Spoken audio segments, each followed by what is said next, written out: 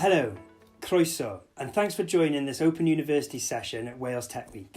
My name is Rhys Griffiths, Business Relationship Manager at the OU in Wales, and we'd like to showcase some of the tech innovation happening here at the Open University. Now, you might not know that the OU is a vision of Prime Minister Harold Wilson, who wanted to create a university of the air, and we continue to strive to be open to people, places, methods and ideas. We are a local university to everyone in Wales, as students can study anywhere, on their kitchen table, in their office or on their train commute to work. When most of us think about the OU, many of you may recall the black and white programmes on BBC Two or home experiment kits as the OU changed the way we think about university learning. But the OU is much more impactful than you might think. It's all around us. Our academic research and technological innovations are impacting our daily lives, making us greener, healthier and safer. We're going to hear from two researchers at the Open University whose expertise has been translated into further use within a wide range of sectors. You'll hear how our innovations and technologies have been put into use, from submarines to avocados, from batteries to water treatment. I'm delighted to introduce you to two of our leading academics within the university. And first up is Dr. Geraint Morgan, aka Taff, who you may have probably guessed has strong links to Wales. Taff is a research fellow and knowledge exchange lead in our School of Physical Sciences. Taff, over to you. Diolch, Rhys, a croeso pawb. As Rhys says, I'm a proud Welshman. I'm also a Welsh speaker, although I'm seriously out of practice, having lived in England for over 35 years. I was born in Carmarthen and brought up in Aberystwyth, and I've worked at the OU since October of 1993, having completed a degree and PhD in analytical chemistry at the University of Leicester. My PhD was actually sponsored by an American company, Dow Corning, who are based in Barry in South Wales. The first half of my career was spent developing instruments for Rosetta and the Beagle 2 space mission with Professor Colin Pillinger, who many of you will know was a proud Swansea University alumni. I've given many talks on my work in Wales, including Science at the Senedd. I took the Rosetta model to the Meifod National Eisteddfod, and I've talked at many schools. For the last 15 years or so, I've been leading the agenda to translate our space technology know-how to develop solutions to challenges back here on Earth. And so for the next 10 minutes or so, that's what I hope to do, to give you a flavour of the impact of our research, how some of this relates to Wales, and also to finish with a call to action to allow you, hopefully, to start working with us in the future. So, space missions push the boundaries of science and engineering.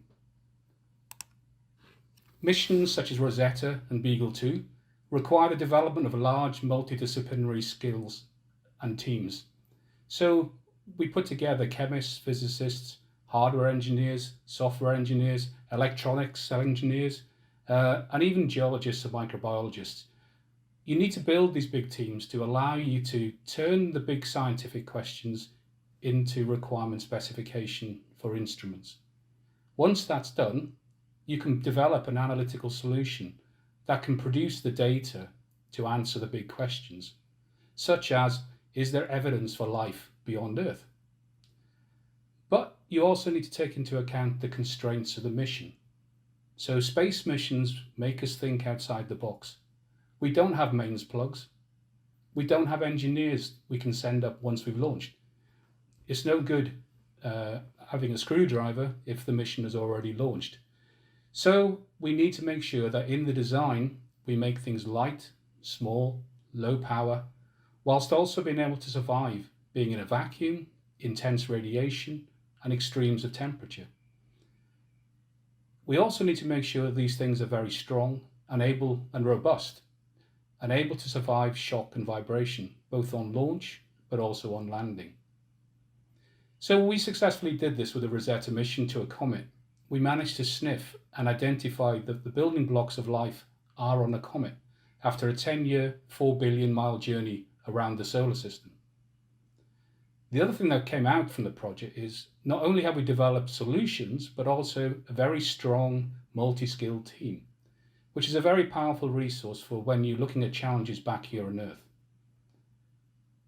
In terms of impact from such projects, so far the biggest of which has been our ability to develop an air monitoring system that can be used on all future UK submarines.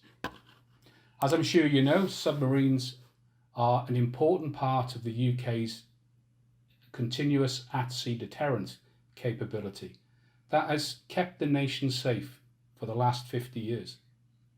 Submarines are basically big metal tubes, the length of a football pitch, with over 120 people on board. And during operation, they'll go underwater for up to 3 months. So a key designer for any new submarine is the ability to accurately monitor the air quality on board to ensure the health and well-being of the crew. In January of 2010, we were approached by BAE Systems and the Submarine Design Group, and they engaged my group based on the work we'd done on Ptolemy to help them develop a new technical solution for this challenge. The funding itself came from the Ministry of Defence. The 2-year project was a great success, and we have now managed to develop a system that will be used on board all future UK submarines. This has broken a 30-year American monopoly on the supply of such systems and for the first time created a UK capability. The primary beneficiaries of this are a company up in North Yorkshire called Analox, and they will now provide this service to the UK Ministry of Defence for the next 30 plus years. So we've helped them create over a dozen new jobs, but also change their business model for the next 30 years. In terms of technology that can derive directly from the space missions, then it's probably this system, which is a valve technology that we have patented at the Open University and is derived from a technology we had on the Rosetta mission. The valve we have developed is small, it's light, but most importantly, it has no plastics nor rubbers in the wetted parts. It also has a very low leak rate, whilst also being able to survive very high pressures. These unique capabilities mean it's getting a lot of interest currently, both as an enabling technology for satellite propulsion systems, but also the growing hydrogen economy, with a drive for us to replace petrol and diesel cars, buses and trains with hydrogen as the UK and the rest of the world moves towards a net carbon zero by 2050. Our valve is potentially an enabling technology for that. The work we're doing around this has been supported by one of our colleagues in Cardiff, Gito Owen, from a company called Uniglan. And Gito is a domain specialist in hydrogen, and he's also the founder of the Welsh Hydrogen Trade Association. And he has been helping us develop new contacts in this sector with a view to taking it forward and using it in commercial products. So Gito has been a very important part in us starting negotiations with a series of Welsh companies who are active in this sector. As an analytical chemist, I'm also interested in developing new ways of measuring things, as well as developing the tools to actually do measurements outside the lab. So one of the areas we've been researching, along with DEFRA and the Animal and Plant Health Agency, through a pilot study, is evaluating the viability of developing a field portable instrument that can detect the presence of bovine TB in and around badger sets. As an article in Farmers Weekly identified, in the year up to August of 2019, nearly 13,000 cattle were slaughtered on farms in Wales because of bovine TB. So we are hopefully going to help by, if successful, we can provide a new tool that can support in the proactive management of bovine TB in the UK. And if we can do that, then it should significantly help reduce the devastating impact on our Welsh cattle farmers. Other activities to do with food and drink are, we are helping Scotch Whisky Research Institute develop novel assays and algorithms that can help them detect the presence of fake or adulterated whiskey. Whiskey is one of the biggest net contributors to the UK economy at £6 billion per year.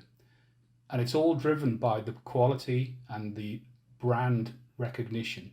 So whiskies, as we all know, can get very, very expensive and incredibly tasty. So we are helping them in developing screening methods that would allow them to be able to identify and remove dangerous or just fake systems from circulation. We're working not only with SWRI but also with IBM Research to develop algorithms that can actually do this automatically. So using AI and machine learning to actually look at the profile of all the compounds in a whiskey sample. Similarly, we can also look at avocados and sniff avocados. Now, avocados are increasingly becoming popular, especially amongst the millenniums, so whatever the word is. And avocados are shipped all around the world to the UK. The big problem is that avocados, 1 in 5 of the avocados is likely to be damaged or brown inside, and therefore they go straight into the bin. The reason they go brown is because they can be infected by different fungi, and we have worked with the Natural Resource Unit Institute at Greenwich University to allow us to be able to detect the aroma that comes off an avocado if it is infected. The application, of course, is to actually stop the shipping of these avocados around the world and, of course, reduce our carbon footprint. The last area we were working on is in the sniffing of chickens. So chickens are produced in massive quantities in the UK. I believe the latest figures are 21 million chickens are slaughtered each week, so over 1 billion chickens per year. And chickens, whilst obviously very tasty, are the primary source of food poisoning in the UK. There are over 300,000 food poisoning cases per year, 15,000 people are hospitalised, and 80 people can die per year, and with 80% of those food poisoning cases being caused by a bacteria transmitted by chickens. So we've been working with a company to try and see if our sniffing technologies can actually detect the presence of this bacteria and actually, again, using machine learning, turn that into a tool that can be used by the farmers to effectively allow an early intervention and the treatment of the problem before it gets into the food chain.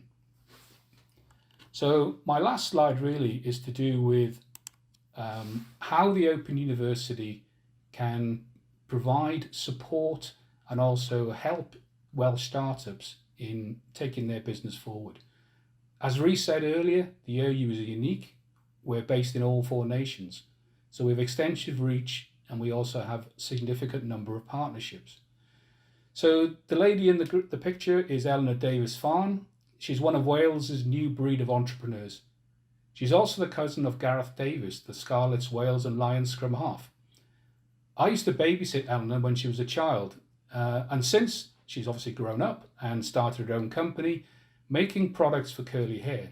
As you can see from the picture, she has very curly hair herself, and recognised there was a gap in the market. So after a call home and a chat between her parents and my parents, I was able to put her in touch with a collaborator of mine, a guy called Bruce Green, who is a formulation chemist and the director of several successful companies. Bruce is also the inventor of a hand sanitizer, which is marketed globally. So Bruce was able to help Eleanor take her company from her kitchen table and into a factory setting. He's also supported her in establishing new business contacts and distribution networks, as well as providing her with support on assurance and product safety.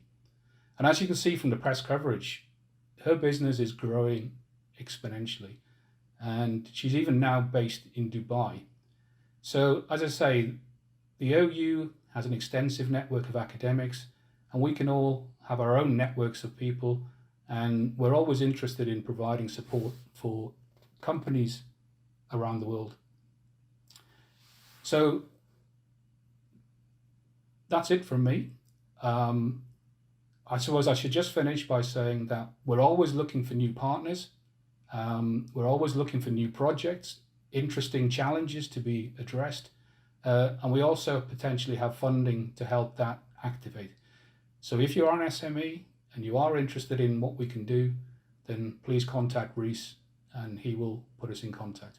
Diolch yn fawr Taff. It's fascinating to hear how the capability of technology in one area, obviously in this instance space, can have so many applications across other sectors and other problems that are out there, and help provide solutions in those particular spaces. And equally sort of fascinating to understand more about, you know, how powerful smell can be in terms of solving problems. Thank you very much for sharing just a snippet of some of the work that you're involved with at the Open University. And next, I'd like to introduce you to Professor of Energy Technology, Satheesh Krishnamurthy, from our STEM faculty. Satheesh, over to you. Hi again. My name is Satheesh Krishnamurthy, and I have been born and brought up in Chennai in India, the other side of the globe, and did my PhD in physics, particularly on material science at University of Newcastle upon Tyne, not far from here.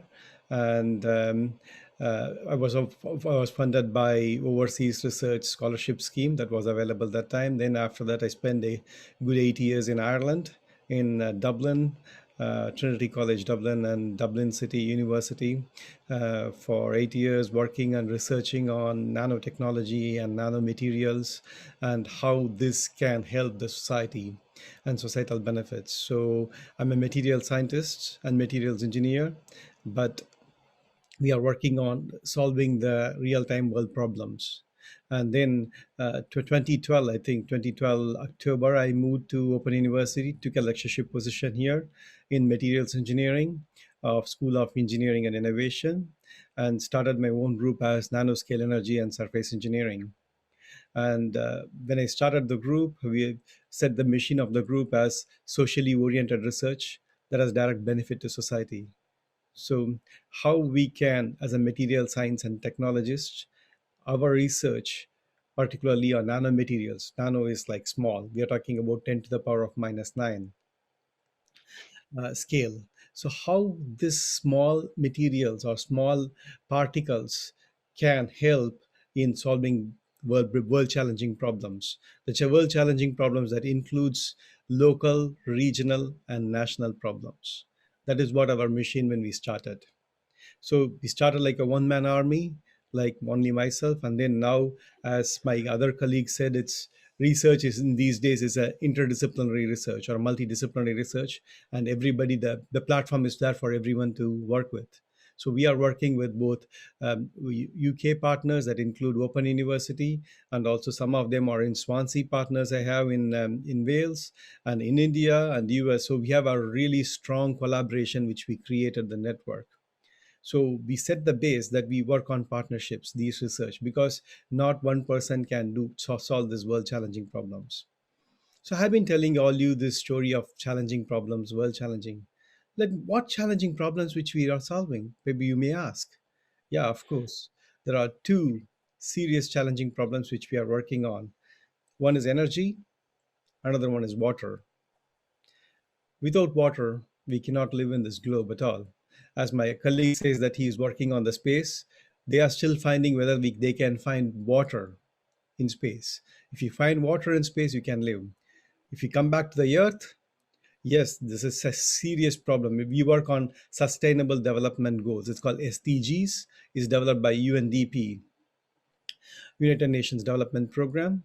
And they identified water energy as a critical vector for sustainable development for entire universe, to be honest. And I'm going to throw you some scary figures why we need to work on water. Okay, and the scary figures are 1 in 3 children in the world does not have access to clean water. 1 in 9 does not have water at all. We are talking about this. And we are in this generation where we think that we have everything, but we don't. And globally, 80% of fresh waters are contaminated. This is the data coming from WaterAid. So that is where we are heading to.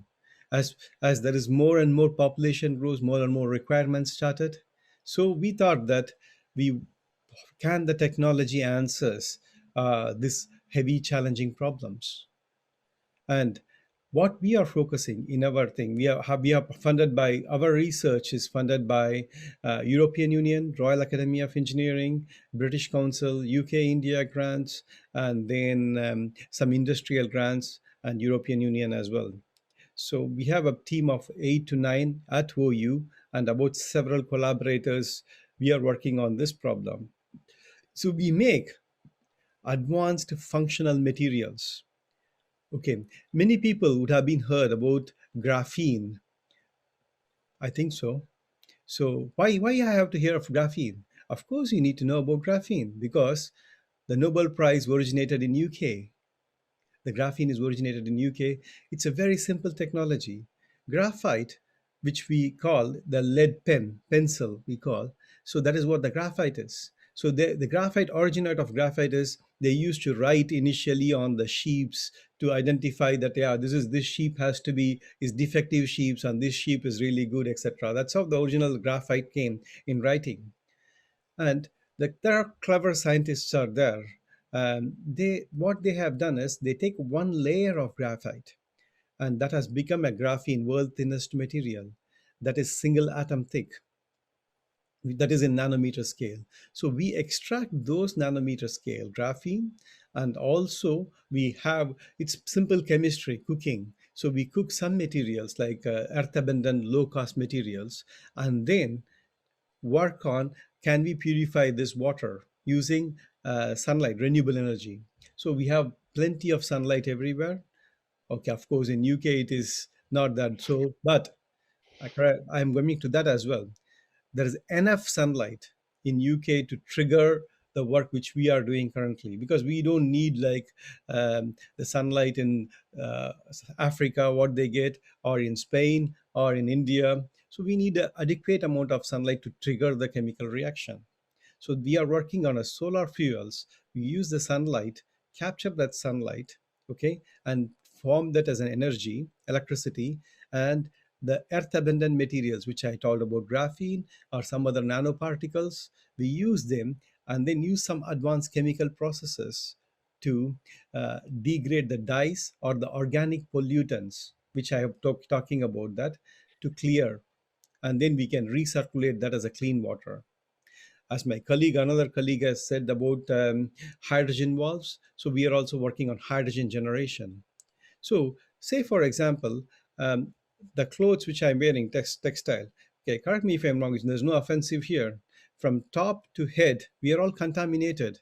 How are we contaminated? Yes, of course, we are contaminated because we are using all the chemicals. Of the production of these chemicals involve a lot of fresh waters.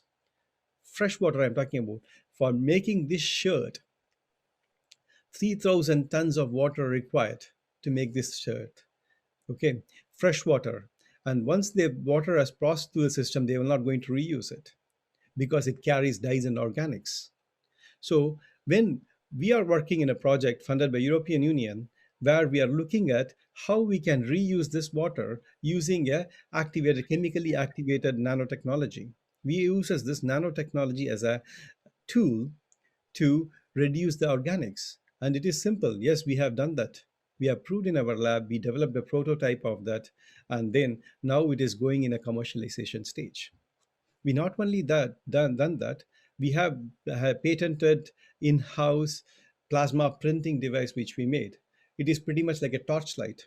With the torchlight, we pass an ink over the torchlight. The torchlight, which I call as the light, which is nothing but a plasma.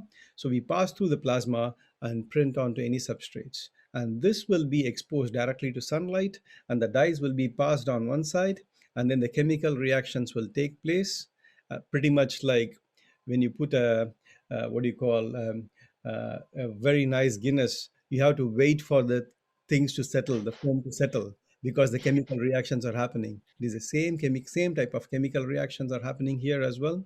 So the chemical reactions involve some hydrogen and carbon break bonds will break, and then not only we clean the water with the hydrogen and oxygen molecules, we also be able to get hydrogen out of the waste stream. That is a real source of energy.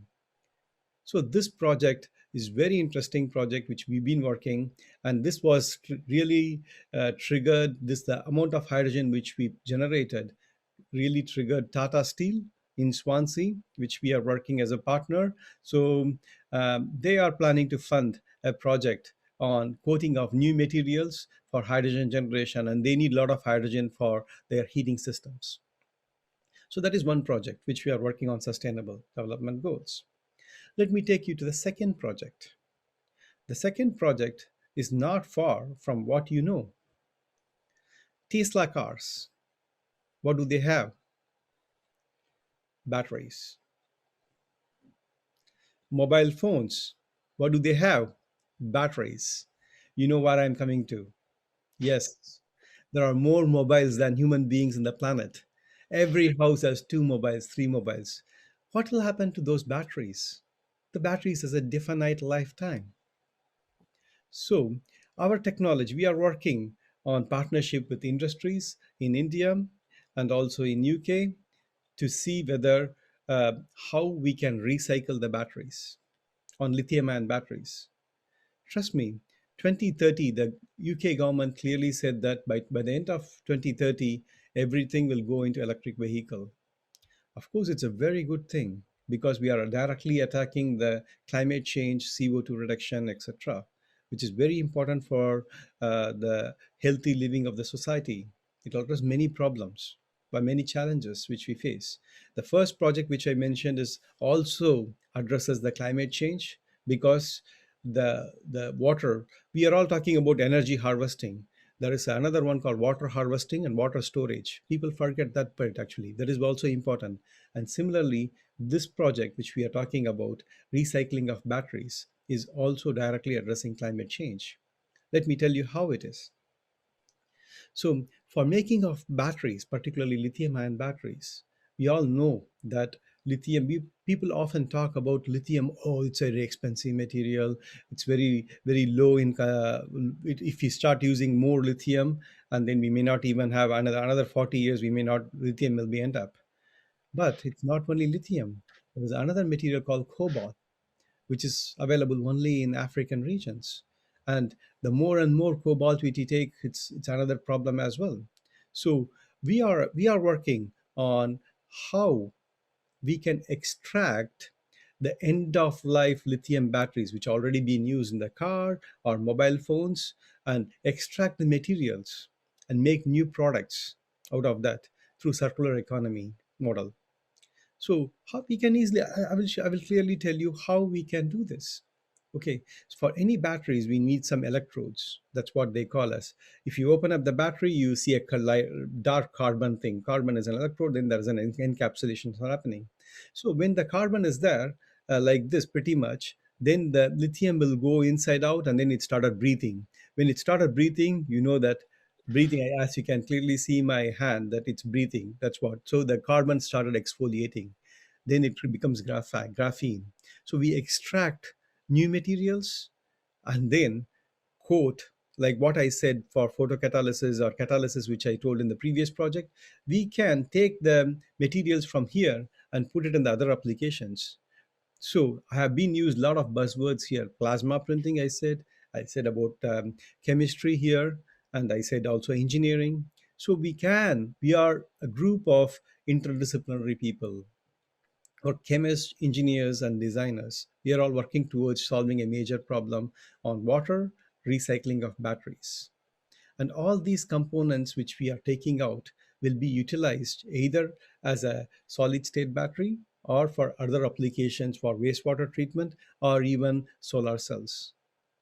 So our research directly will change the way we live by creating a huge value chain and also a socially oriented research that will have direct benefit to society. And we want to train engineers and scientists and tech entrepreneurs towards adding a value chain to the society, because we are in a very important situation where the world is changing every day we speak. Something or the other comes up, and we want the future graduates to be prepared for those challenges. How they will prepare for those challenges is they need to understand the societal, local, and also global challenges. And our research groups are open for collaborations to do this, because as I said, no technology or no materials can do wonders unless if we talk to each other and then collaborate with each other, because the problems will be different in different sections, including in England itself. The problems in the south will be different than the problem in the north, because they have a different types of hot waters and we have a different type of soft hot water here. So even within the UK itself, the changes are happening. So imagine how we are talking about the global situations. So co-development, collaboration is the three main important ingredient to address the global challenges, and we are happy to collaborate with anyone from Swansea or from Wales, etc., companies as well.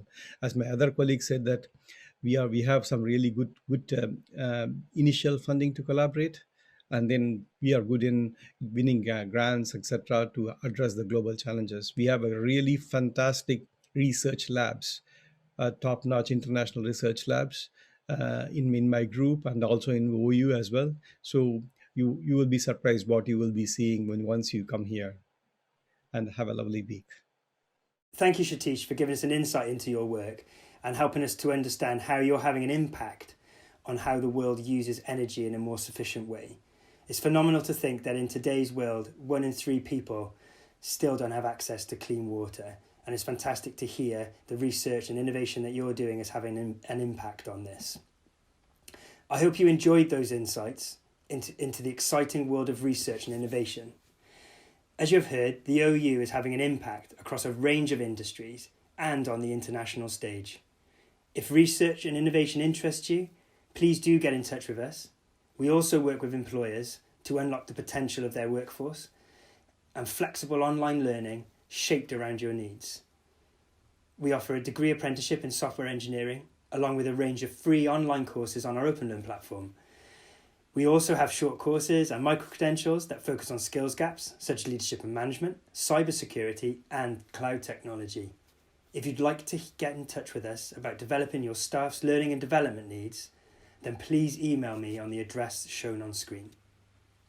And that just leaves me to say thank you very much to Geraint and Satheesh for sharing your insight and research with us today. Thank you very much for watching. Diolch yn fawr. Goodbye.